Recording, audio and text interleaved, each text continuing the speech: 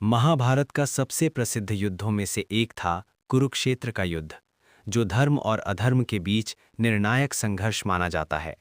इस युद्ध का एक बेहद रोचक और वीरतापूर्ण प्रसंग है अभिमन्यु का चक्रव्यूह युद्ध। अभिमन्यु, जो अर्जुन और सुभद्रा के पुत्र थे, बचपन से ही महान योद्धा थे।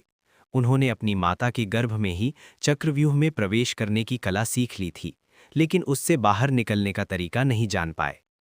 कुरुक्षेत्र के युद्ध के 13वें दिन कौरवों ने एक अत्यंत जटिल युद्ध रचना चक्रव्यूह का निर्माण किया। पांडव सेना में कोई भी योद्धा इस रचना को भेदना नहीं जानता था, सिवाय अभिमन्यु के।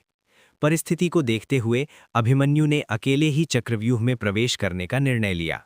जैसे ही अभिमन्यु ने चक्रव्यूह को तोड़ा, उनके पीछे पीछे अन्य पांडव योद्धाओं को आना था, लेकिन जयद्रथ ने उन्हें रोक दिया। परिणाम स्वरूप अभिमन्यु अकेले ही कौरवों की विशाल सेना के बीच फंस गए। अंदर जाकर अभिमन्यु ने अद्भुत पराक्रम दिखाया। उन्होंने दुर्योधन के पुत्र लक्ष्मण को भी परास्त कर दिया और कई महान योद्धाओं को घायल किया। उनकी वीरता देखकर कौरव सेना भयभीत हो गई, लेकिन अंततः कई कौरव योद्धाओं जैसे कर्ण, द्रोणाचार्य और अश्वत्थामा ने मिलकर नियमों का उल्लंघन किया और एक साथ अभिमन्यु पर हमला किया।